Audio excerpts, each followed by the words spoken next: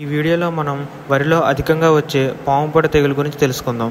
ఇది ఏ దశలో వస్తుంది, దీనికి లక్షణాలు, కారణాలు, అలాగే దీనికి నివారణ ఈ వీడియోలో చూద్దాం. పాముపొడ తెగులు రైజోక్టేనియా సొల్ని అనే శిలీంధ్రం వల్ల కలిగే ఒక వ్యాధి. ఈ వ్యాధి సోకిన ఆకులు ఎండిపోయి వేగంగా చనిపోతాయి. ఈ తెగుళ్లను పోడస్ తెగులు అని కూడా అంటారు.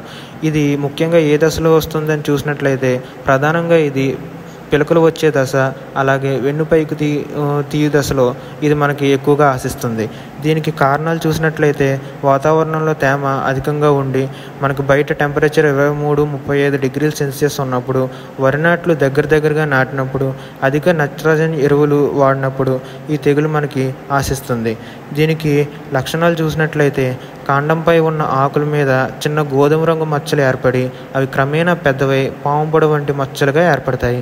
ఈ మచ్చలు ఒక క్రమ పద్ధతిలో ఉండవు. మచ్చల చుట్టూ గోధుమ వర్ణం కలిగి మధ్య భాగం బూడిద రంగులో ఉంటుంది. దీనికి నివారణ చూసినట్లయితే దీని నివారణకి మార్కెట్లో ఉన్న ద బెస్ట్ టెక్నికల్ మందులు మనం ఈ వీడియోలో తెలుసుకుందాం. దీని ప్రభావం బాగా తీవ్రంగా ఉన్నప్పుడు థయోఫ్లూజమైడ్ 24% SC రూపంలో ఉన్న టెక్నికల్స్ మనం పిచికారీ చేసుకున్నట్లయితే దీన్ని పూర్తిగా నివారించవచ్చు. అలాగే ఈ తెగులు ప్రారంభ దశ లేకపోతే ప్రాథమిక దశలో ఉన్నప్పుడు అప్పుడప్పుడే వస్తుంది అనుకుంటే దీన్ని హెక్సాకొనజోల్ 5% SC లేదా EC రూపంలో ఉన్న టెక్నికల్స్ మనం పిచికారీ చేసుకున్నట్లయితే దీన్ని సమర్థవంతంగా మనం నివారించవచ్చు. వీడియో నచ్చితే మన ఛానల్ని ఇప్పుడే లైక్ చేసి, షేర్ చేసి, సబ్స్క్రైబ్ చేయండి. ఇంకా ఎలాంటి వీడియోస్ కావాలో కామెంట్ బాక్స్లో రాయండి.